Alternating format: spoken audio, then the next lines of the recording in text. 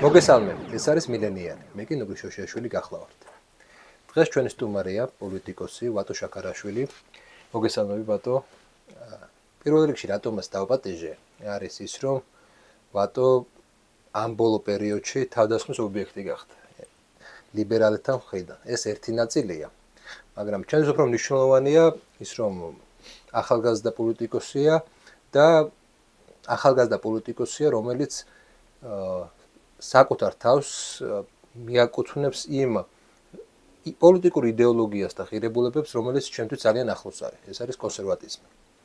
და პირველ რიგში იშვიათია ზოგადად ესეთი მომენტი, როდესაც ადამიანი ესე ღიად საკუთარ პოზიციებს ესე იცავდეს და იბრძოდეს საჯარო სივრცეში. მე მახსოვს, რომ წლების წინ რაღაც კონსერვატიზმი დაკავშირებული იყო რეტროგრადობასთან და რაღაც ჩამორჩენილობასთან. დღეს აბსოლუტურად შეიცვალა სამყარო, დღეს ჩვენ კი არა, აგერ ტრამპი არის და ევროპის მთელი რიგი ლიდერები უკვე და იცვლება სამყარო. მოდი, ვატო დავიწყოთ უფრო შინაარსობრივად საუბარი და პირველ შეკითხვას ეს დაგისვამ. რატომ ხარ კონსერვატორი, მოდი ზოგადი ესეთი და შენთვის რა არის კონსერვატიული პოლიტიკა? მადლობა პირველ რიგში შენს პოდკასტში, შენს გადაცემაში მოწვევისთვის ძალიან გულშემატკივრო, მინდა გითხრა, იმიტომ ამ მედია სივრცეში, სატელევიზიო, ასევე ინტერნეტ სივრცეში, სადაც აზროვნება არის უბრალოდ აკრძალული, ასეთი პლატფორმების გაჩენა მხოლოდ მისასალმებელია და მიხარია, რომ შენი სტუმარი ვარ. რატომ ვარ კონსერვატორი? შენ შესავალში ახსენე, რომ თქვა თავს მიაკუთვნებს პოლიტიკურ იდეოლოგიას. ჩემთვის უფრო ცხოვრების წესია, ეთიკა. ჯერ კონსერვატიზმი და ეს ღირებულებები და შემდგომ უკვე პოლიტიკური იდეოლოგია. ეს არ ამირჩევია, ესე ვთქვათ, მოდი ესე ვიტყვი. მოდი რაღაც ახალგაზრდა პოზიციიდან გეტყვი. რას გულისხმობ ამაში?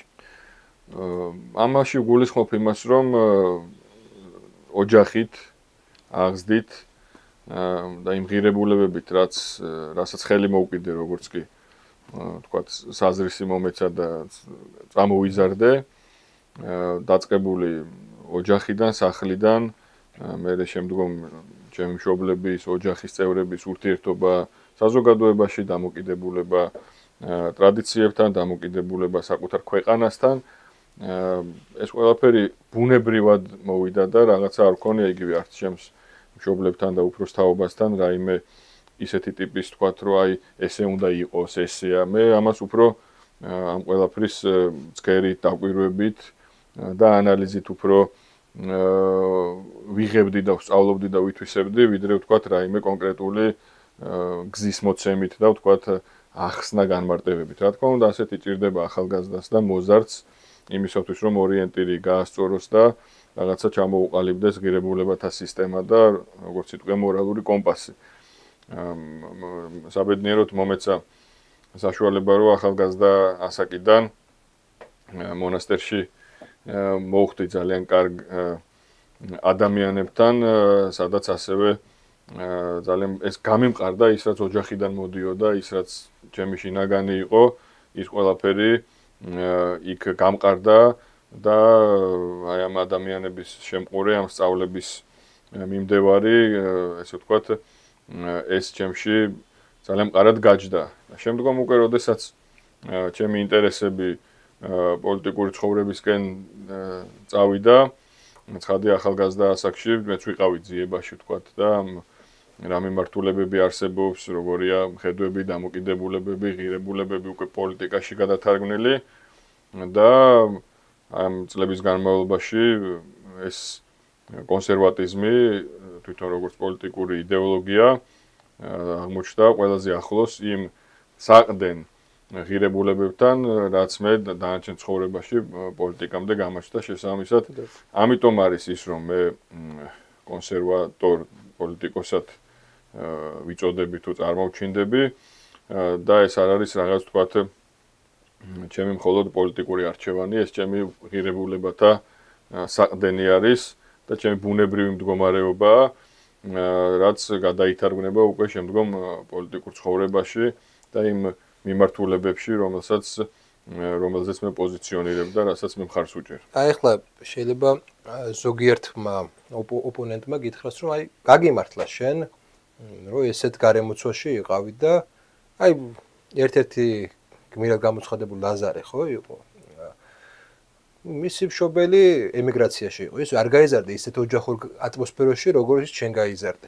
ესე არის ძალიან ბევრი ახალგაზრდა, რომელიც პრინციპში არ გაიზარდა იმ ატმოსფეროში, იმ კეთილგანწყობილ ატმოსფეროში, რაღაც ნაკლოვანებებით არიან გასtildeები. და მათი გაბოროტება ამ კულტურისადმი, ამ მოდი ესე ვთქვა ტრადიციისადმი, მათთვის არის ძალიან ლეგიტიმური. იმიტომ რომ აი ერთი მხრივ საუბრობთ რომ არსებობს რაღაც ტრადიცია, მე ხა მინდა რომ ეშმაკის ადვოკატის როლი მოვირგო. ერთი მხრივ ამბობთ რომ არსებობს რაღაც ტრადიცია და მე ეს ვერ ვიგზენი. ბევრი დარწმუნებული ვარ ძალიან ბევრნი არიან იქ ესეთი ადამიანები, რომლებმაც ეს ოჯახური სითბო და ეს ოჯახური რაღაცა ტრადიცია ვერ იგზნო. და იმის ნაცვლად რომ რაღაცა ის ყოფილიყო, ჩვენთვისაც რაღაცა ხსნა ყოფილიყო, მორალური რაღაც საფუძვლებიდან საუბრობდა კონსერვატორები, იყო ესეთი მომენტი და რეალურ საქმე არ იცვლებოდა. რეალურ საქმე ისე ჩემი ემიგრაციაში იყო და ასე შემდეგ. ამ ლოგიკიდან ჩემი ბრაზი უფრო მორალური ხომ არა, ვიდრე ის რომ ის რაღაცა ღირებულებები, რომელმაც არ მიშველა რეალურ ცხოვრებაში. ის რომ ვიღაცას რაღაცას არ წამს, არ ნიშნავს რომ ის არის არასწორი, ხო? თქვათ ის რომ ვიღაცამ რაღაც ვერ შეიმეცნა, არ ნიშნავს რომ თავად ეს ღირებულება არ არის. თქვათ ჭეშმარიტება, ის რომ ვიღაცა არ არის ქრისტიანი, არ ნიშნავს რომ ქრისტიანობა არ არის ჭეშმარიტი რელიგია, ხო, თქვათ მართლმადიდებლობა. რა თქმა უნდა, ატმოსფეროს, გარემოს ძალიან დიდი მნიშვნელობა აქვს. მე არ გავუსვი ოჯახს, თქვათ, ხაზი, იმიტომ რომ რაიმე განსაკუთრებული იყო ჩემი ოჯახი, ერთჩვეულებრივ თბილისურ ქართულ ოჯახში გავიზარდე თავის პრობლემებით, თავის მინუს პლუსებით.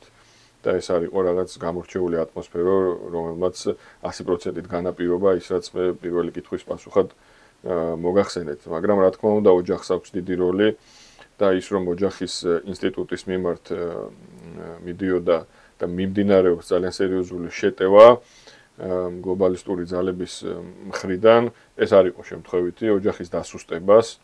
რა თქმა უნდა, ქონდა გავლენა იმ თაობაზე, რომელიც დღეს მივიღეთ და ის პრობლემა, რაც თავში ახსენებ, თქვათ, ეს ჩვენ რომ გავხდით და არა პირველად სხვათა შორის და ალბათ არა უკანასკნელად შეტევის ადრესატი, ამ პრობლემას ბევრად უფრო ღრმა ფესვები აქვს. და ეს ის რაც ქუჩაში ხდება, თქვათ, ეს შეურაცხყოფები, მონამონას ძახილი და ასე შემდეგ, ეს ამ პრობლემის მხოლოდ ერთი გამოვლენა, ერთი მიმართულება არის. სინამდვილეში ბევრად უფრო ღრმა არის. სამწუხაროდ ჩვენ მას შემდეგ რაც დამოუკიდებლობა დავიბრუნეთ, მოვიპოვეთ 30 წელი, მოდი ესე ვთქვათ, ხო? დაახლოებით 30 წელი ჩვენ არ მოგვეცა საშუალება, არ მოგცეს საშუალება, რომ ადეკვატურად შეგვეფასებინა მოვლენები, ფაქტები, ჩვენი უახლესი ისტორია, პერსონები მათ შორის.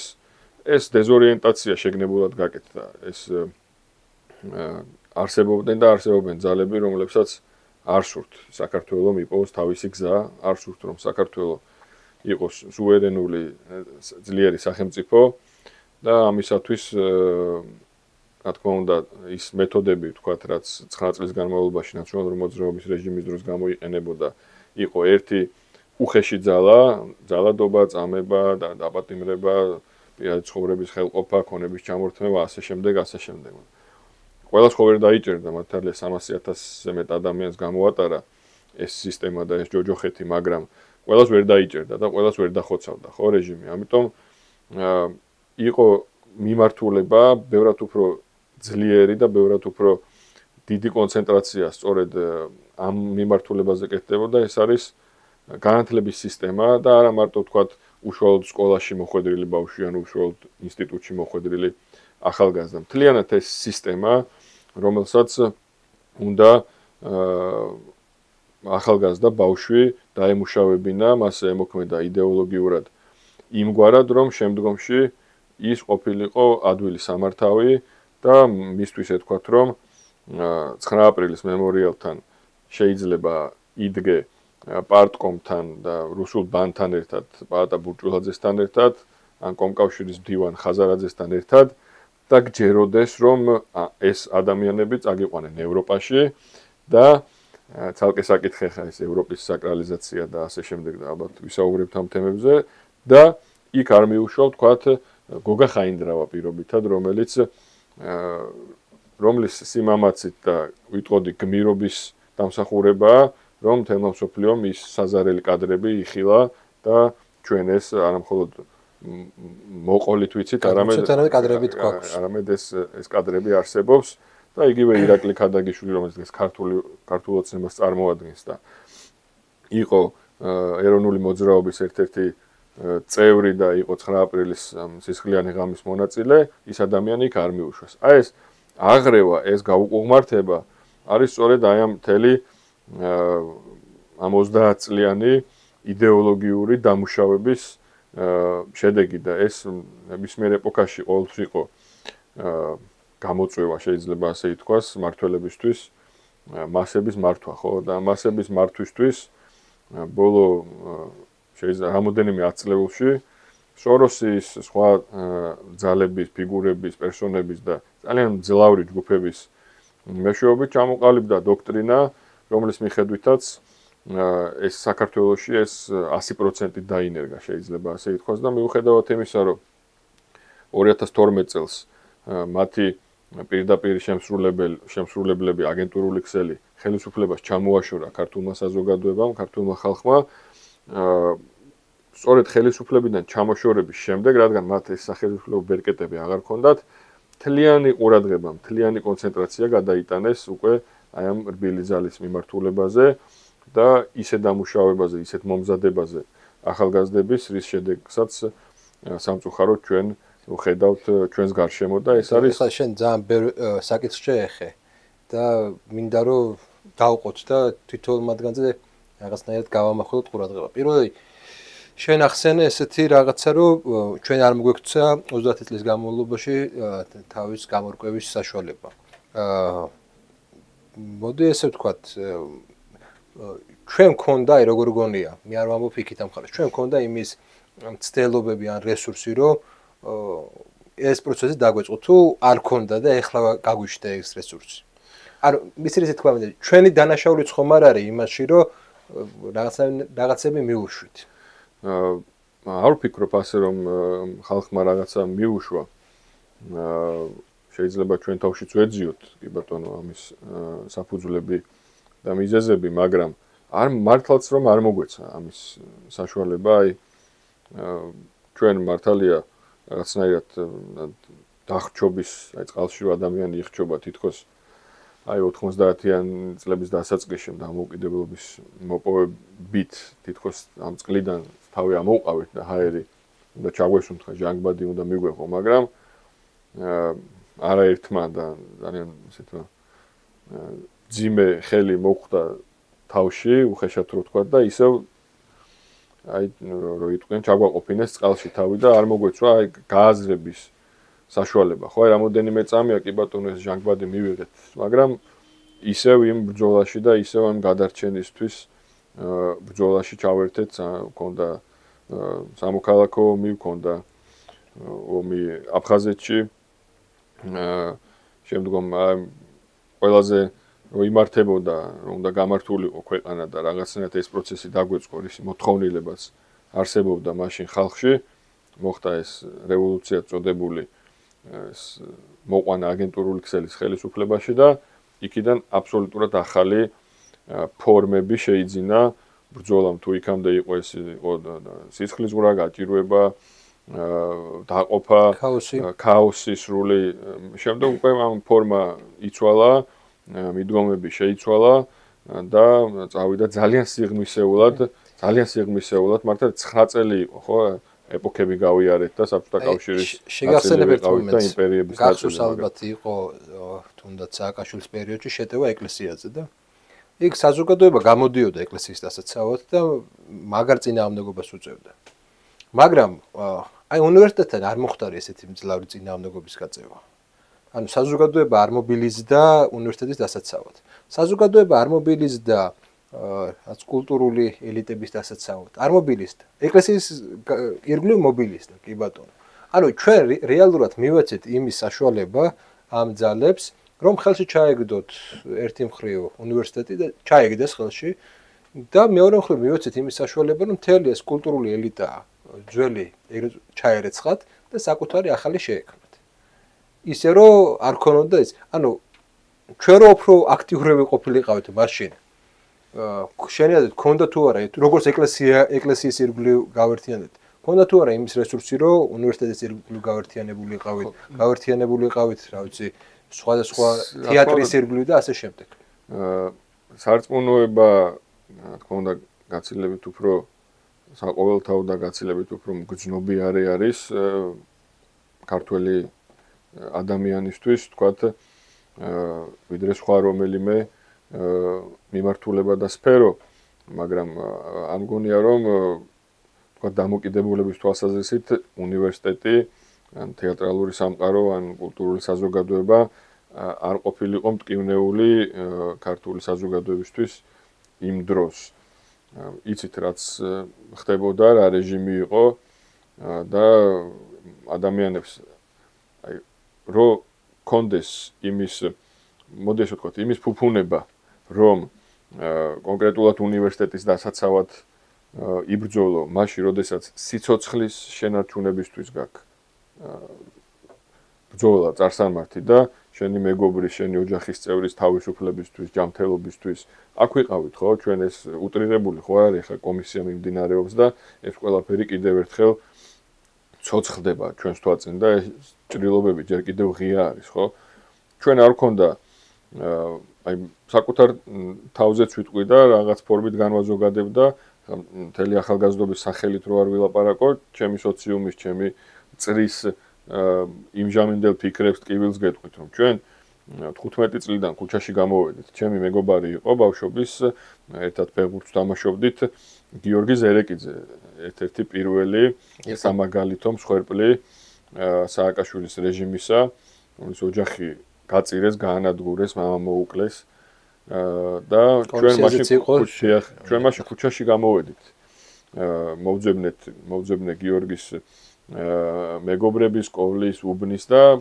პირველი საპროტესტო აქცია ჩვენი იყო საქართველოს პარლამენტთან და უზენაეს სასამართლოსთან გიორგის მხარდასაჭერა და დასაცავად ხო ჩვენ მას შემდეგ შეიძლება ითქვას სახლში არჩევს ვულვართ და ჩემი სტუდენტობის წლები 2008-2012 იყო ზუსტად ჩემი სტუდენტობის წლები ქუჩის პროტესტში გავატარეთ იმიტომ რომ ჩვენ თვალწინ ჩვენს გარშემო ადამიანებს შუა ქუჩაში უდანაშაულო ახალგაზრდებს ხოცავდნენ ჩვენს გარშემო ადამიანებს იჭერდნენ უდანაშაულოდ და შემდეგ მათი ცხოვრება ინგრეოდა იქიდან ცოცხალი ვერ გამოდიოდა ჯანმრთელობის ძიმე დაზიანებით და ასე შემდეგ ანუ პრიორიტეტების თვალსაზრისით ხო ადამიანებს ქონდა გადარჩენისთვის რა თქმა უნდა ეს ღირებულება ეს ძალიან მნიშვნელოვანი მიმართულებაც დასაცავი იყო და მე ვფიქრობ რომ ვთქვათ საზოგადოებამ რაიმე დააკომა რეჟიმის პირობებში მათ ყველაფერი დაიპყრეს ხო დაიპყრეს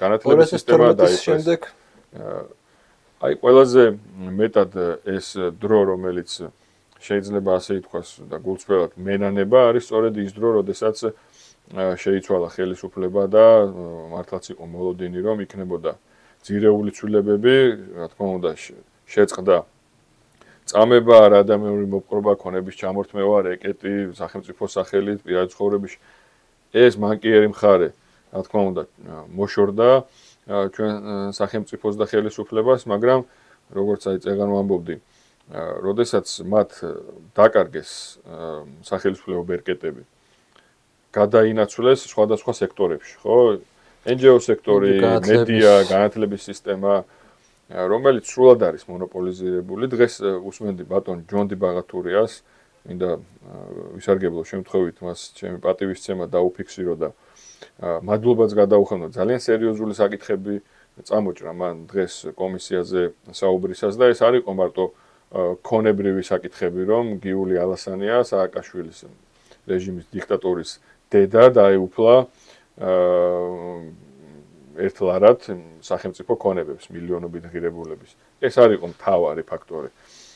მრავალშრიანი არის ეს, იმიტომ რომ ერთია რომ ქონება მიითვისა და სახელმწიფო გაძარცვა და მეორე არის რომ გაცილებით უფრო მნიშვნელოვანი რომ შექმნა ამით განათლების სისტემაში მთლიანი კონვეიერი დაწყებული საბავშვო ბაღიდან დასრულებული უმაღლეს სასწავლებლებით, სადაც ხდებოდა პირდაპირ ბავშვების ახალგაზრდების იდეოლოგიური დამუშავება და მათი მომზადება იმისათვის რომ შემდგომ რასაც ვხედავთ უკვე ბოლო წლებში განსაკუთრებით, ეს არის სწორედ იმის ნაყოფი. და მან ეს ყველაფერი შეადარა უბრალოდ ერთ-ერთი ეს სქემა არის, ეს სისტემა არის თურქეთში განვითარებული, ქალბატონ ალასანიას პარტნიორად ყავდა ფეთულა გიულენის მოკავშირე და პარტნიორი, რომელთან ერთადაც ამ სკოლებს, საბავშვო ბაღებს და უმაღლეს სასწავლებლებს ქმნიდა თვითონ მატერიალურ-ტექნიკურ ბაზას ითვისებდა სახელმწიფო ქონებებს და იდეოლოგიურად უკვე შემოყავდა ეს ნაწილი. ხო, ეს ფეთულა გიულენის პარტნიორთან ერთად მუშაობდა და სისტემა იყო აბსოლუტურად ანალოგიური. თურქეთშიც რა ხდებოდა, ხო, როდესაც 2016 წელს იყო მცდელობა სახელმწიფო გადატრიალების და ეს აღიკვეთა მაშინ ათეულობით 1000 სახელმწიფო მოხელე დააკავეს მაშინ. ათეულობით 1000, რა თქმა უნდა, მასშტაბი გასაგებია რომ თურქეთი არის საქართველოს გაცილებით დიდი ქვეყანა და შესაბამისად მასშტაბი და რიცხვები დიდია. ეს ხალხი იყო სასამართლო სისტემაში, ძალოვან სტრუქტურებში, განათლების სისტემაში, პედაგოგები, ლექტორები და შემდგომში ეს ხალხი იყო ნაყოფი იმ კონვეირის პროდუქტი იყო, რომელიც აწყო აქ, ხო, სააკაშვილმა, მათ შორის ერთ-ერთი ყველაზე მსხვილი პენდუქიზის უნივერსიტეტთან ერთად იყო სწორედ გიული ალასანიას საქართველოს უნივერსიტეტი და არა მარტო სხვა უნივერსიტეტები, სადაც ისინი ფლობდნენ წილებს, ხო, და აკონტროლებდნენ იდეოლოგიურად. ქმნიდნენ ამ პროდუქტს, მოდი ესე ვთქვათ და აპატიოს მსმენელმა პროდუქტი, იდეოლოგიური პროექტი არის აწყობილი კონვეიერი და იქნა გამოდის პროდუქტი. სხვას ვერაფერს ვერ უწოდებ ამას. შემდგომში ხდებოდა მათი ლობირება და შეყვანა სახელმწიფო სტრუქტურებში. და ხედავთ ჩვენ ამას ხელი მოვკიდეთ სამწუხაროდ ამ ძალიან სერიოზულ პრობლემას. ავიღოთ თუნდაც საგარეო საქმეთა სამინისტროს მაგალითზე, ხო? ჩავარდნა იქ პრინციპში. სადაც ადამიანები ხელმოწერები იყო პირდაპირ, მეგონი ყველაზე მეტი ხელმოწერა სახელმწიფოს წინააღმდეგ საგარეოდან იყო.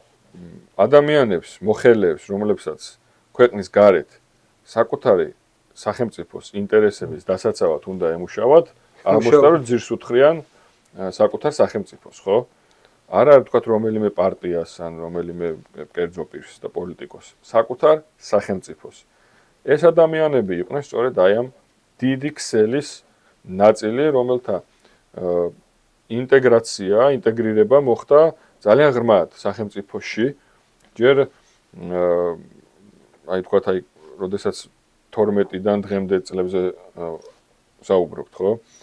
რა პრობლემები იყო და რამ შეუშალა ამ პროცესს ხელი. იყო პირველი მოწვევა პარლამენტის და მთავრობის ეგრეთ წოდებული კოალიცია, ხო? სადაც რესპუბლიკა ძალიან ეკლექტური, ძალიან ჭრელი, ეს იყო შედუღაბებული მხოლოდ იმისთვის, რომ მომხდარიყო დამარცხება ნაციონალური მოძრაობის რეჟიმისა, ძალადობრივი რეჟიმისა 2012-ში. რიგი ლიბერალური პოლიტიკები ქონდა მაშინ. კი, მაგ ძლავრობდა პირდაპირ რა, ძლავრობდა და ჩემი დაკვირვებით 2019-ში იცვლება ბევრი რაღაც. კი, 2019 წელს მნიშვნელოვანი გარდამტეხი ეტაპი იწყება, მაგრამ ეს ღია ფაზა უკვე წავიდა რუსეთ-უკრაინის ომის დაწყების შემდეგ პირდაპირ პარალელურად ამის ფონზე წარიმართა ძალიან ამ 3 წელიწადში რაც გაიარა ჩვენმა ქვეყანამ ალბათ დღევანდელი გადმოსახედიდან და რაც უფრო დრო გავა და შენ პროფესიით ისტორიკოსი ხარ და გაცილებით უფრო სხვა პრიზმიდან უყურებ მოვლენებს ისტორია შეაფასებს ამას და ძალიან რთული დასაჯერებელი იქნება ალბათ წლების შემდეგ, რომ ამდენი მოვლენა, ამდენი ბრძოლა, ამდენი რაღაცა სიკვდილსიცოცხლის ესეთი წამი და წუთი, თქვათ, გამოიარა ქვეყანამ 3 წლის ამ მოკლე მჭიდრო პერიოდში. მე აბსოლუტურად გეთანხმები. მე პრინციპში პოზიტივში 2019 წელს მივედი. და იქ ხედავდი, რომ მაშინ რაღაცებს სადაც ლაპარაკობდით, მე არ უშვებდნენ ხოლმე, იმიტომ რომ ხა ესეთი რადიკალური პოზიციების არ გვჭირდება და სულ რაღაც შიში იყო. აი რადიკალურად იცვლება ჯერ ესეთი ომის დროს, მაგრამ ომამდეც იცვლება ეს რაღაცა რიტორიკა იცვლება აშკარად და ნათელი ხდება, რომ თლად ისე არაა საქმე, როგორც ესე იგი წარმოაჩენენ და ნათელი ხდება, რომ საკმაოდ ბევრი ინსტიტუცია სიამდვილეში ხელისუფლება ესე პირდაპირ ვერ აკონტროლებდა, ვერ ფლობდა სიტუაციას და ფლობდა სიტუაციას ქვეყნის გარედან და ეხლა ერთი რაღაცა ჩაიგდო ხელში ხელისუფლება, მეორე რაღაცა დეკოლონიზაციის პროცესი არის პრინციპი ჩემთვის ეს. მაგრამ ეხლა წარსული რო აღარ შევაფასოთ და აწუზე გადავიდეთ. ყავს უკვე საკმაოდ დიდი რაოდენობის ადამიანები ამ პროექტში ჩართულები, ხო? რომლებიც წლების განმავლობაში სხვა ქვეყნებს ემსახურებოდნენ. შენ პოლიტიკოსი ხარ. რა უნდა უქნათ მათ? რა პოლიტიკა უნდა ვაწარმოოთ? შენ როგორი ხედვა გაქვს? მე ცოტა მიჭერს ამაზე პასუხის გაცემა, იმიტომ რომ იმდენი არიან, იმდენ სამინისტროში არიან მოდებულები, იმდენ სფეროში არიან, რომ ფიქრობ იქნებ არის იმის რესურსი, რომ ინტეგრაცია მოხდეს. აი, შენ ახსენე, რომ რაღაც ეტაპზე ნელ-ნელა დოზირებულად, მოზომილად ხდებოდა იგივე რიტორიკის ცვლილება, პოლიტიკის ცვლილება. რაღაც კუთხით მე ამას ვეთანხმები, რომ რაღაც საკითხები არის რბილად გასაკეთებელი და გადასვლა არ უნდა იყოს მტკივნეული და შოკი არ უნდა იყოს, ხო? იმიტომ იმდენი წელი იყო აი ამ კლიშეებში, ამ სტერეოტიპებში, იმდენი წელი იცხოვრა საზოგადოებამ, რომ იქიდან გამოსვლა ესე მარტივი ვერ იქნებოდა და შეიძლება ამის ერთი ნაბიჯიდან, ერთი დღიდან, არ ვიცი, ისევ ამბობ უტრირებულად, ერთი გადაწყვეტილებით გაკეთება ყოფილიყო დამანგრეველი. საზოგადოებისთვის, სახელმწიფოსთვის, ქვეყნისთვის. ამიტომ გარკვეულწილად და გარკვეული მიმართულებებით აი ამ რბილ გადასვლას მე ვემხრობი. მეორე ფაქტორია, რომ ის რასაც ახლა ჩვენ ვაკეთებთ, რა გზაზეც დავდექით ძალიან მყარად ჩვენი სუვერენიტეტის გამტკიცების და დეკოლონიზაციის აბსოლუტურად სწორად ახსენე დეკოლონიზაციის პროცესი ეს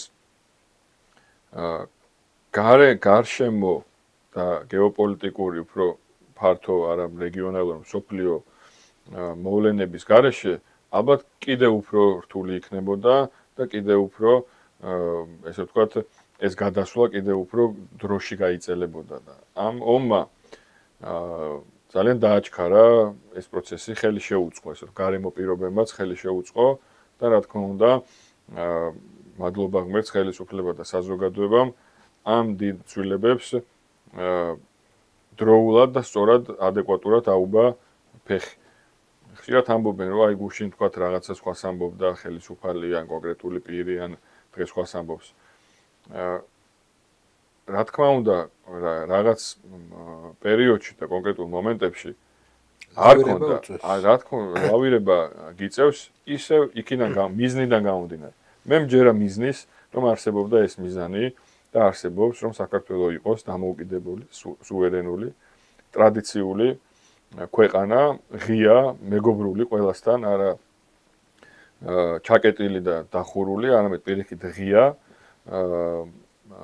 მეგობარი ყველასით, თანასწორუფლებიანი და ურთიერთპატივისცემაზე დაფუძნებული ურთიერთობებით. ამისკენ სვლა რა ტემპით, რა ნაბიჯებით, კი ბატონო, იქ შეგვიძლია განვიხილოთ, ბევრი ჩავარდნა იყო, ბევრი პრობლემა იყო, ბევრი შეცდომა იყო, მაგრამ მე მჯერა რომ მიზანი იყო სწორედ აი ამ წერტილამდე მისვლა და საქართველოს დეკოლონიზაცია და გამოყვანა ამ მდგომარეობიდან, როცა ნებისმიერი სახელმწიფო თანამდებობის პირი ინიშნებოდა ამერიკის საელჩოს დირექტივით და გადაწყვეტილებით და არა მხოლოდ შეთანხმებით, არამედ ხშირად იყო კონკრეტული მომენტები, როდესაც პირიქით ამერიკის საელჩოდან მიდიოდა ხელისუფლებაში კონკრეტული კანდიდატურები, როგორიც იყო იგივე ლომჯარიას კანდიდატურა, 3 კანდიდატურა იქნა მაშინ გაგზავნილი ეს ქართული ოცნების გუნდთან. ჩვენ ნახეთ ასევე მოსამართლეებისა და პროკურორის განცხადებები ამერიკის ელჩთან დაკავშირებით. საელჩოს თბილისის საქალაქო სასამართლოში ჰქონდა კაბინეტი, საელჩოს წარმომადგენელს, ხო? მე მქონდა кейსი ხა ძალიან თუ არ გავწდებით თემას, მაგრამ მე ვფიქრობ, რომ პრობლემას კარგად აღწერს ისე ხა, რასაც მე მოკლედ მოვყვები, როდესაც ვიყავი თბილისის საკრებულოში საბურთალოს მე-6 ოლქის მაჟორიტარი, იქ იყო ერთი ეკონომიკური პროექტი, მშენებლობა, სადაც იყვნენ ჩართული ნაციონალური მოძრაობის ხელისუფლებასთან დაკავშირებული რამოდენიმე პირი, სხვა პირებიც იყვნენ იქ, მაგრამ ძირითადი წამყვანი იყო ეს გიორგი რურუა, ჟორიკა რურუა ცნობილი დამნაშავე და მას ლობირებდა ამერიკის საელჩო. თბილისის მუნიციპალიტეტში, მერიაში საკუთარი ფეხით, აი თვითონ ფიზიკურად იმყოფებოდა ამერიკის ელჩი იანკელი, რომელიც ავალებდა თბილისის იმჟამინდელ ადმინისტრაციას, რომ გაეცა დარღვევით, რაც ასევე ძალიან მნიშვნელოვანია, იმ სამშენებლო რეგლამენტით და არსებული წესებით არ იყო დაშვებული იქ ამ მასშტაბის მშენებლობის განხორციელება იპოდრომის მიმდებარედ.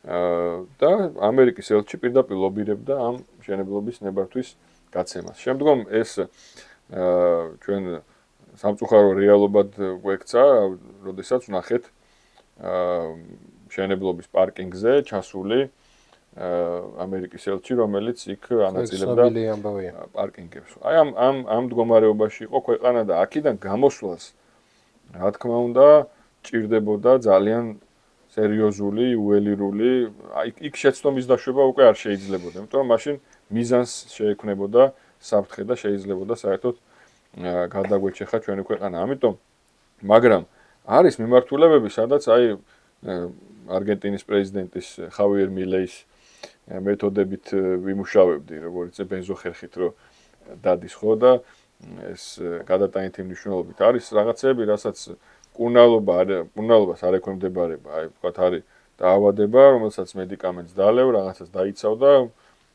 დამარცხდება ის დაავადება, მაგრამ არის კონკრეტული დაავადება, რომელსაც აუცილებლად ჭირდება ქირურგიული ჩარევა და იმის ამოკვეთა. არის რაღაცა არის შენთვის. პირველ რიგში განათლების სისტემა. პირველ რიგში განათლების სისტემა თლიანად, რომელიც არის ყველაზე დიდი საფრთხის შემცველი. ამდინარე იქიდან ჩვენ მოვიგერიეთ ეს შემოტევები, არაერთი, ხო, რევოლუციური ტალღები, გადატრიალებები, ნახეთ ერთკვირიანი, არ ვიცი. ომი, რეალური ომი თბილისის მთავარ გამზირზე, როდესაც ახალგაზრდების გარკვეული ჯგუფები, აგრესიული ჯგუფები პირდაპირ პოლიციელებს წვავდნენ ცოცხლად და სახელმწიფო შენობებს უშენდნენ მოლოტოვის კოქტეილებს და ასე შემდეგ და ასე შემდეგ. მოვიგერიეთ. ძალოვანმა სტრუქტურებმა, პოლიტიკურმა შემადგენელმა, ქართველმა ხალხმა, რაც თავარია და მიხარია, რომ ამას ქართული ოცნების წარმომადგენლები ხშირად აღნიშნავენ, რომ ქართველი ხალხის სიფხიზლემ, გოკეთილგონიერებამ ეს დიდწილად განაპირობა ეს შედეგი. მოვიგერიეთ ეს შემოტევები, მაგრამ გრძელვადიან პერსპექტივაში აი კითხვა, რაც უბრუნდები ერთგვარად კითხვას, გრძელვადიან პერსპექტივაში ეს პრობლემა რჩება. რომ იქ ეს პროცესი დამოუკიდებლად მიმდინარეობს და ახალი ასეთი ადამიანები გამოდის ამ კონვეიერიდან, რა, სადაც აბსოლუტურად იგივე დამუშავება მიდის. ოჯახი ვახსენეთ ჩვენ საუბრისას და ოჯახი სამწუხაროდ, ოჯახის ინსტიტუტი არის მნიშვნელოვნად შესუსტებული. გაყრების რაოდენობა გაზრდილია. ძალიან არის მომატებული, არის ემიგრაციის საკითხები და ეს არ არის რაღაც შემთხვევითი მოვლენა, რომ ოჯახის ინსტიტუტი არის მნიშვნელოვნად დასუსტებული და ოჯახი თუ ვერ უშვებს უმაღლეს სასწავლებელში უკვე მზად მყოფ ახალგაზრდას, რომელსაც იქ ამ იდეოლოგიური ჩარევით, გამოთლის მცდელობით ვერ გამოთლიან, მაშინ იმაზე ზემოქმედება უფრო გაცილებით უფრო მარტივია, ხო? რომ რაღაცა ისეთი მყარი სიმყარე არ აქვს იდეოლოგიური ღირებულებითი ახალგაზრდას, რომელიც ოჯახიდან უნდა მოდიოდეს და მოსდევდეს და შედის, ესე ვთქვათ, მარგველაშვილს და ესესხე პლასტელინის მდგომარეობაში, რომელზეც ზემოქმედება და შენ ხელში, შენ თარგზე მოყვანა არის გაცილებით უფრო მარტივი. მაშინ, როდესაც ამაში იხარჯება დიდი ფული. როგორ გონია, აი მაგალითად, შენ ან სხვა ისეთმა კონსერვატორმა ან რა ვიცი, ისეთმა ადამიანმა, ვინც უბრალოდ შედის ესეთ ადამიანთან, უბრალოდ არ ვიცი როგორ შედის ესეთ ადამიანთან საუბარში, მაგრამ აი დავუშვათ, რომ შევიდეს საუბარში. როგორ გონია, არის იმის პოტენციალი, რომ რაღაცნაირად მათი ნაწილი მაინც შემოbrunდეს და როგორ ხედავ საჭირო ამაზე მუშაობა თუ უკვე ხელი გაქვს შაქნეული და არა, ასე არ ვიტყოდი არც ერთ ადამიანზე, თუნდაც აი არ ვიცი. ძალიან მძიმე იყო ხო იმის ნახვა, როდესაც ჩემ უფროს მეგობართან გოგა ხაინდრავასთან ოჯახში ღამის საათებში მივარდნენ ეს ახალგაზრდების აგრესიული ჯგუფები, იყო შეურაცხყოფა, კვერცხების როლა იგივე განმეორდა სამწუხაროდ ქალბატონი თეა წულუკიანის შემთხვევაში, რომელსაც ასევე ოჯახში მიუვარდნენ, ცირეწლოვან შვილთან ერთად იყო იქ ხმის გამაძლიერებლებიდან შეურაცხყოფა, მონა ზახილი, რუსოს ზახილი და ასე შემდეგ. რა თქმა უნდა, ეს ძალიან მძიმე სანახავია და ამას აქ უკვე კანონი შემოდის და აქ უნდა კანონის უზენაესობის პრინციპი უნდა იყოს დაცული და ყველას უფლება უნდა იყოს გარანტირებული, როდესაც ოჯახში მომივარდები უნდა იცოდნენ, რომ თუ კანონი არ მუშაობს, უნდა იცოდნენ, რომ პასუხი იქნება დიალოგი შეიძლება? აი, შეძლებდი დიალოგს? არის ნაწილი, ვისთან მუშაობაც არ არის, ესე ვთქვათ, ფუჭი, არ იქნება ფუჭი გაცდენილი დრო, ეს იზომება კიდევაც, აი თუ ჩვენ დავაკვირდებით ამ პროცესსაც, ბჭყალებში ეგრეთ წოდებულ პროტესტს, არის მუდმივ კლების რეჟიმში, ხო? მუდმივ კლების რეჟიმში, იმიტომ რომ თუნდაც ამ მუშაობით, თუნდაც ამ პროპაგანდა რაღაც ცუდ კონტექსტში ხმარობენ, ხო?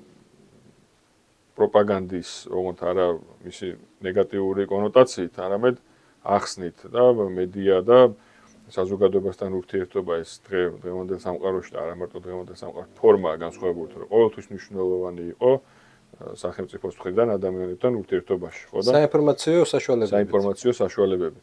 ადამიანებთან კომუნიკაცია და ახსნა და აი დიდი ბაბლის ბუშტის გახეთქვა, რაშიც ეს ხალხი მოაქციეს, ნახეთ რომ ამან შედეგი გამოიღო, ხო?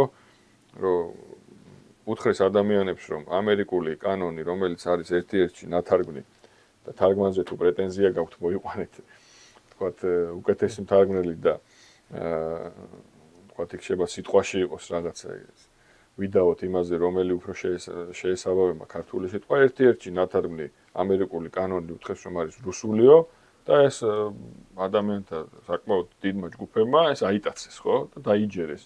რწმენის დონეზე იყო, ხო? და როგორ? აი, ჩდებოდა მე კითხვა, მართლა, აი ხაი თუნდაც კომისიის შემთხვევა ავიღოთ, ხო? მართალია ძალიან ბევრი რამ ვიცოდით, მართალია სივრცე გახსნილია და დღეს ინტერნეტში შეგიძლია რაღაც ჩაწერო და მოძებნო და მოიძიო თუ გაინტერესებს. რადგან ამას არ აკეთებენ საკუთარი ნებით, ესე ვთქვათ. და ყველანაირად ხდება ამისგან დაცვა. ინტერნეტიც როგორ მუშაობს, ხო? იქ არის ალგორითმები, იქაც შეგიძლია ბაბლურია, საკუთარი არსით ბაბლურია. იქ შეუძლიათ, რომ შენ გეგონოს, რომ ხარ აბსოლუტურად თავისუფალ სივრცეში, მაგრამ ეს სივრცე არის შემოსაზღვრული. სივრცე არის ყველაზე კონტროლირებადი და ყველაზე არადემოკრატიული სივრცე ჩემი აზრით. აბსოლუტურად გეთანხმები და აი ამ ფაქტორებით ეს ყველაფერი სიმძიმე რომ ემატებოდა ამას, ძალიან გაჭირდა აქედან ადამიანების გამოყვანა, მაგრამ რაღაცა ნაწილი ამას ჩამოშორდა, ხო? ამას ჩამოშორდა რაღაც ნაწილი. მათ აქვთ 64-ის რაღაცა წარმოდგენა, ეს არის ნუ ევროკავშირი, ნატო. ხო, ეს არის მათი 64. ამ 64-ის ალტერნატივა აქ ჩვენ ვსაუბრობთ სუვერენიტეტზე, მაგრამ სუვერენიტეტში ჩვენ რაღაცა ვსაუბრობთ რეალობაზე, რაღაცა რეალობებზე. აქ მაინც არ არის ეს პროექტი, რომ 64-ს არ ვაჩვენებთ რეალურად. ხომ არის ესე, ანუ კი, სუვერენიტეტი იქნება, მაგრამ ეგ ავტომატურად ანიშნავს, რომ სუვერენიტეტი იქნება უპრობლემო. ამ სუვერენიტეტს უამრავი პრობლემები აქვს და ყველას გვესმის ეს და ზრდასრული პოზიციიდან გვინდა რომ რაღაც დავინახოთ. და იქ არის ცოტა ინფანტილური დამოკიდებულება. შენ გაქვს ურთიერთობა ისეთ საზოგადოებასთან, რომელიც არაა გაზრდილი საზოგადოება, ეს არის სპეციალურად ინფანტილისთვის ჩარჩენილი საზოგადოება. სპეციალურად აი ეგ ინსტიტუტებმა ინფანტილისთვის ხო რა უნდა ვქნათ იმისთვის, რომ რაღაცნაირად საზოგადოების დიდმა ნაწილმა ეს ინფანტილიზმი გადალახოს. ამიტომ ეს ბჭყალებში რა თქმა უნდა 64 ამის დესაკრალიზაცია უნდა მოხდეს, ხო? ეს დესაკრალიზაცია ჩვენს გარეშე ხდება, უბრალოდ ეს ჩვენ საზოგადოებამდე ადამიანებამდე უნდა მივიტანოთ. არა ერთხელ, არა ორჯერ, არა 10 ჯერ, არამედ მრავალჯერ, მრავალი პლატფორმიდან თავშივე გითხარი, რომ აი ამ პლატფორმას მივესალმები, სადაც აზროვნება, მსჯელობა იმართება. რაკნეს ხო მსჯელობა აკრძალეს. არ შეიძლებოდა ევროკავშირზე დაგესვა კითხვა, რომ რამდენად თქვა აი ამ კონკრეტულ ასპექტში ეს არის ჩვენი ქვეყნისთვის სასარგებლო. ან ვიღაცა იქ ევროპარლამენტარი ხომ არ ცდება, როდესაც ამას ამბობს, ხო? ეს იყო წარმოიდგინეთ აი მათი აღქმით დანაშაულის ტოლფასი და ეგრევე გამზადებული იყო იარდეყი, რომ შენ რუსეთუმე ხარ, ის ხარ. ამის ეს გაჯანსაღების პროცესი მიმდინარეობს. ის რაც ამერიკაში მოხდა და ახსენე შენ ტრამპი ცვლილება, რომ ის რაც გუშინ რეგრესად ითვლებოდა, დღეს მეინსტრიმი ხდება და ეს თუ ბუნებრივია და ეს ძალიან შინაგანია და რეალურია, ეს ძალიან მალე გამოჩნდება. კონკრეტული გადაწყვეტილებები იყო, რომელიც გვაძლევს თქვა ფრთხილი ოპტიმიზმის საფუძველს, მაგრამ მე პირადად მაინც ფრთხილად ვუყურებ ამ პროცესს და არ მაქვს გადაჭარბებული მოლოდინები იმასთან დაკავშირებით, რომ ბრძოლა, რომელიც გამოცხადდა deep state-ის ამ გლობალისტური ძალების ნებავთ ამ იდეოლოგიის თლიანად ვოუკიზმის და ლიბერალური იდეოლოგიის წინააღმდეგ ამჯერა რომ არის ბოლომდე თქვათ წრფელი და მიზანზე ორიენტირებული. გარკვეულწილად ჩემნაირად ელოდები უფრო უშვებ რომ შეიძლება ლიბერალური მობრუნება რაღაცნაირად მოხდეს. ანუ მაგის საშიშროებას ხედავ. მე ვფიქრობ რომ ეს ცვლილებები უფრო არის ტაქტიკური ხასიათის ცვლილებები, ვიდრე შინაარსობრივი და სტრატეგიული და აი სხვა თემაზე საუბრისას ჩვენ ვახსენეთ მეთოდების შეცვლა, ხო? ის მეთოდები, რომლითაც ცდილობდნენ ამ დიქტატის დამყარებას და გარკვეულწილად დაამყარეს ეს დიქტატი უბრალოდ შენარჩუნებას ამ და კიდევ უფრო გამტკიცებას, ეს მეთოდები იმდენად გაცვდა, იმდენად გამოაშკარავდა, იმდენად დაბლაგდა, დაკარგა ეფექტიანობა, რომ გონია და დაევწდებოდე პოლიტიკოსისთვის ალბათ არ არის კარგი ასეთ რამეს რომ ამბობს და თქვათ რაც პროგნოზში ცდებოდეს, მაგრამ ამ შემთხვევაში დაევწდებოდე და ეს სხვანაირად მოხდეს, რომ ეს იყოს რეალური ბრძოლა და რაც თავარია მივიდეს თავის შედეგამდე, მაგრამ უფრო მგონია რომ იგივე ეს USAID-ის, NED-ის ამ ძალიან დრომოჭმული და გაცვეთილი ამ სახელების ხო მეთოდების კი ეს დაძველდა დრომოჭამა აღარ იყო ეფექტური, პირიქით იყო კონტრპროდუქტიული და ამერიკას უქმნიდა საფრთხეს. ამიტომ ხდება ამის ჩანაცვლება და ეს რაღაც ახალში გადაითარგმნება და ჩვენ ამას ნახავთ ძალიან მალე. ასეთი ფრთხილი ოპტიმიზმი შეიძლება ითქვას მაქვს, მაგრამ ძალიან ფრთხილად ვუყურებ ამ პროცესს და არ მინდა რომ საზოგადოებაში რაღაც განსაკუთრებული მოლოდინები არსებობდეს, რომ აი ტრამპს აქვს რაიმე ჭარბი რეალობა არ ჯადოსნური ჯოხი, რომლითაც იმ სისტემას და იმ იდეოლოგიას და იმ დოქტრინას, რომელიც ათეული წლების განმავლობაში ფუნქციონირებდა და ამაზე იდგა ამერიკის სახელმწიფო, რომ ერთი ამ ჯოხის დაკნევით ყველაფერი შეიცვლება და იქ როგორი ბრძოლა მიდის ამას ხედავთ და რა ქაოსი შემოიტანა საერთოდ სოფლიოში. მაგრამ ეს გვაძლევს ჩვენ ამ შემთხვევაში ქართველ არალიბერალებს იმის საშუალებას, რომ რაღაცა შევქნათ და რაღაცა გავმაგრდეთ იმ დრომდე სამდე ეგრევანში იქნება. და აი ბოლოსკენ მივდივართ. ჩემთვის ესეთი რაღაც საშუალება ერთ-ერთი რა თქმა უნდა არის ჩინეთის ფაქტორიც. შენ როგორ უყურებ ჩინეთს, როგორ უყურებ იმ ახალ გეოპოლიტიკურ რეალობას, რაც დგება და ზოგადად აი ამ ახალ გეოპოლიტიკურ რეალობაში საქართველოს როლს როგორ ხედავ? პირველი მე ხედავ რომ საქართველოს აქ გაცხადებული და უნდა დარჩეს ამ გზაზე რომ ჩვენ ვართ მზად სათანამშრომლოდ და სამეგობროდ ყველასთან. ყველასთან, ოღონდ რა თქმა უნდა იმ წითელი ხაზით, რასაც ქვია ჩვენი სუვერენიტეტი და ჩვენი ეროვნული ინტერესები. აქ როგორ იყო ხო წლების განმავლობაში ჯერ იყო ზესახელმწიფოების ინტერესები, მერე კიდე რეგიონალური მოთამაშეების, კორპორაციების, ასე შემდეგ და სადღაც ბოლოს ქართული ხალხის და თუ არსებობდა მსგავსი ქართული ხალხის და ქართული ინტერესები. ეს უნდა შეიცვალოს რა თქმა უნდა და იცვლება ჩვენ ამას ამ გზაზე დავდექით და ამ პრინციპის დაცვით ვაცხადებთ რომ მზად ვართ ყველასთან სათანამშრომლოდ. თქვით იმ გარემოს, იმ სივრცეს, სადაც შესაძლებელი უნდა გახდეს ამ დიდი მოთამაშეების ინტერესების გადაკვეთა და არა მათი ჯახი. როგორიც არის თქვათ უკრაინაში. უკრაინაში მიმდინარეობს ამერიკის შეერთებული შტატებისა და რუსეთის ომი, ხო? ეს სახელმწიფო მდივანმაც პირდაპირ თქვა რომ ეს არის პროქსი ომი უკრაინის ტერიტორიაზე. ჩვენ არ უნდა ვაქციოთ ჩვენი ქვეყანა დიდი მოთამაშეების დაპირისპირების არეალად, არამედ ვეცადოთ ვაქციოთ მათი ინტერესების დამთხოვის და გადაკვეთის ადგილად. ვიყოთ იმ სივრცეში, მასშტაბში, როდესაც ამ დიდ ბრძოლებში და დაპირისპირებებში რომელიმე მხარეს ვირჩევდით და რომელიმე პოზიციას ასე მკაფიოდ ვიკავებდით და იმაზე მეტის შეცვლა გვინდოდა ვიდრე შეგვეძლო. ყოველთვის ძალიან მძიმედ ვასრულებდით იმ კონკრეტულ ისტორიულ მონაკვეთში, ხო, გნებავთ თანამედროვე საქართველოს 30 წლიან ისტორიაში გნებავთ უფრო შორს რო წავიდეთ. ამიტომ ჩვენ უნდა გამოვიტანოთ რეალობას უნდა დაუბრუნდეთ. ყველაზე თავარი არის ის რომ ეს სოფლიოშიც ბრუნდება რეალ პოლიტიკა და რეალობას უნდა დაუბრუნდეთ. აქამდე აი ხო ეს ილუზიები რომ აი რითი ყვებავდნენ ადამიანებს უკრაინა იმარჯვებს რუსეთი მარცხ ხდება, ჩამოიშალა, დაიშალა, ტყვია აღარ აქვს, გაზი აღარ აქვს, რაღაც ტანკს ვეღარ ხოშტარია თუ აიღებს $50,000 თვეში რუსეთის ბიუჯეტიდან ტანკს ვეღარ გააკეთებს რუსეთი და ასე შემდეგ. ამ ისტერია სიგიჟეში აცხოვრებდნენ ადამიანებს, ხო? აქედან გამოდის ქართული საზოგადოება ჩვენი სახელმწიფოს თლიან სოფლიოშიც მიდის ეს. ძალიან უჭირს აქედან გამოსვლა ევროპას.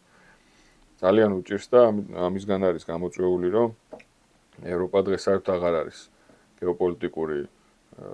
გეოპოლიტიკის სუბიექტი, საერთოდ არც იმ მაგიდასთან არ აქვს ადგილი, სადაც მის ტერიტორიაზე უსაფრთხოების არქიტექტურა იქნება, ომის შეწყვეტა თუ დაწყება თუ გაჩერება განიხილება და ჩვენ შეიძლება ითქვას რომ აი ეს გაჯანსაღების ტალღას კი არ ავყევით, შეიძლება ითქვას და არ მინდა ეს რაღაც უტრირებულად ჟღერდეს რომ ჩვენ წამოვიწყეთ ამ პატარა ქვეყანამ უამრავი პრობლემით, ოკუპირებული ტერიტორიებით, შიგნით ამ ხელა აგენტურული ქსელით, ძლივს რაღაცა განვითარებასთან მიახლოებული ეკონომიკით, შევძელით ის, რომ ძალიან ხმამაღალი სიტყვა ვთქვით მსოფლიო გეოპოლიტიკურ ასპარეზზე და ვთქვით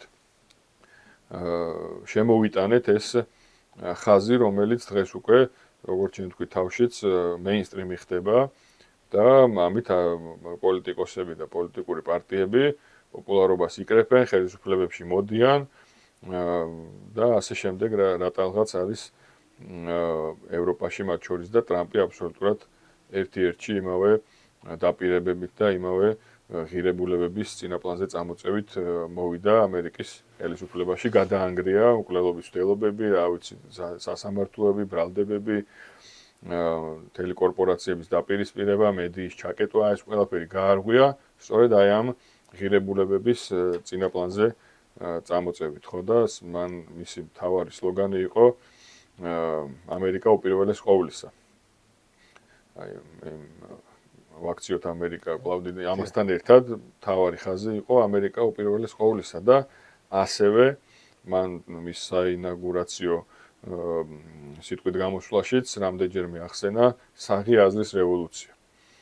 ანუ როცა ჩვენ რა უნდა ვქნათ, საღი აზრი უნდა დავაბრუნოთ, საღი აზრი უნდა რომელიც შეიძლება ითქვას ქართულ პოლიტიკაში, სახელმწიფო მართვაში, მედია სივრცეში, საზოგადოებაში დაბრუნდა, ეს უნდა შევინარჩუნოთ და საღი აზრის გზიდან და საღი აზრით გადაწყვეტილებების მიღებისგან არ უნდა დავცილდეთ. ამ კონტექსტში ჩინეთზე და რა თქმა უნდა მისასალმებელი არის ის რომ ნახეთ აი ჩვენი პრემიერ-მინისტრის, პრეზიდენტის ვიზიტები, ურთიერთობები, კავშირები შუა აზიის ქვეყნებთან, იგივე ჩინეთთან, როდესაც ჩვენ სტრატეგიული პარტნიორობის შეთანხმება გავაფორმებთ. აუცილებელია და ნატოს მეხუთე მუხლი კი არ არის უსაფრთხოების მყარი გარანტია. არამედ სწორედ ის არის უსაფრთხოების ყველაზე მყარი გარანტია, რომ აქ იქნება გლობალური ინტერესები, აქ იქნება ჩინეთის ინტერესი, აქ იქნება არაბული სახელმწიფოების ინტერესი, მათი ეკონომიკური ინტერესი გულისხმობ, მათი ფული, მათი ინვესტიციები, მათი კომპანიები და ის რომ საქართველოს ანგარიში გაუწევენ სხვებიც. ის რომ საქართველოში იყოს მშვიდობა, არ იქნება დაინტერესებული მხოლოდ საქართველო ამით. არამედ იქნებიან სხვა სახელმწიფოებიც დაინტერესებული იმით, რომ საქართველოში იყოს მშვიდობა, ეს გზა, სატრანზიტო გზა, რომელსაც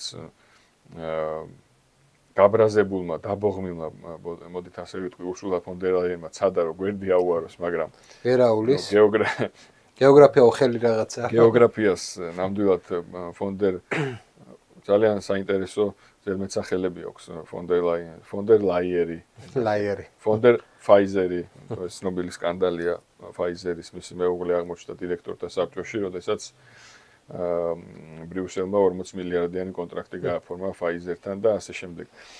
უკეთ არ გავუდი საქართველოს გარშე. ცადა გვერდის ავლა, ამაზე მიიღო პასუხიც, მათ შორის აზერბაიჯანის პრეზიდენტისგან, ტონი ჰამალიევისგან და მან პატარა გეოგრაფიის გაკვეთილებიც ჩაუტარა ურსულა ფონ დერ ლაიენს. ასე რომ ეს არ გამოვა, რაც არ უნდა ბრაზისგან იყოს დაბრმავებული ფონ დერ ლაიენი გეოგრაფიას ვერ შეცვლის, საქართველოს აქვს სტრატეგიული ადგილმდებარეობა, საქართველოს აქვს ძალიან დიდი ინტელექტუალური რესურსიც, ძალიან კარგი ბიზნეს გარემოც, ძალიან კარგი ბუნება, ღმერთისწყალობით, მაგარი ხალხი, ძალიან დიდი ისტორია, რამაც დიდი ნაწილი ჩვენი საზოგადოებისა ამ შეგნებამდე მიიყვანა. არის რაღაც ნაწილი, ვისაც სულ მუდმივად ბატონი უნდოდა და ჩემგან ნამდვილად ვერ გესწავლება, ყველა ეპოქაში იყვნენ, ვინც ხან სპარსეთში ეძებდნენ ბატონს, ხან ქართული ისტორიოგრაფია. ხო, ხანსად ეძებდნენ, ხანსად. ეს მათი ბუნებრივი მდგომარეობაა, რომ ყავდეს ბატონი.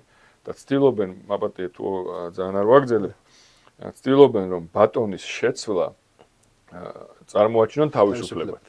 ამას ვერ მოახერხებენ, რომ ჩვენ გვჭირდება თავისუფლება და არა ბატონის გამოცვლა. მოკლედ წარმატებას გისურვებ პირველ რიგში საღი აზრის რევოლუციაში, როგორც პირად ცხოვრებაში, ისე პოლიტიკურ კარიერაში, ჩემთვის ძალიან დიდი ესეთი ძალა არის ის, რომ საქართველოში კონსერვატორი შეხედულებების ადამიანები ახლა ძლიერდებიან, ხდება ორგანიზება მათი როგორც ინტელექტუალური, ისე პოლიტიკური თვალსაზრისით და ფიქრობ, რომ ეს საბოლოოდ შედეგს გამოიღებს, იმ შედეგს გამოიღებს, რომ დიდი შემოbrunება იქნება. ბიბლიაში არის ესეთი ნათქვამი, უკანასკნელები იქცევიან პირველებად. მე მგონი ქართველებზე არის ახლა ნათქვამი, უკანასკნელები ვიყავით სამწუხაროდ რაღაცა პერიოდის განმავლობაში და უცბად აღმოჩნდით პირველები ამ დიდ შემოbrunებაში. წარმატებები, დიდი მადლობა. იმედია თქვენთვის საინტერესო იყო ეს გადაცემა.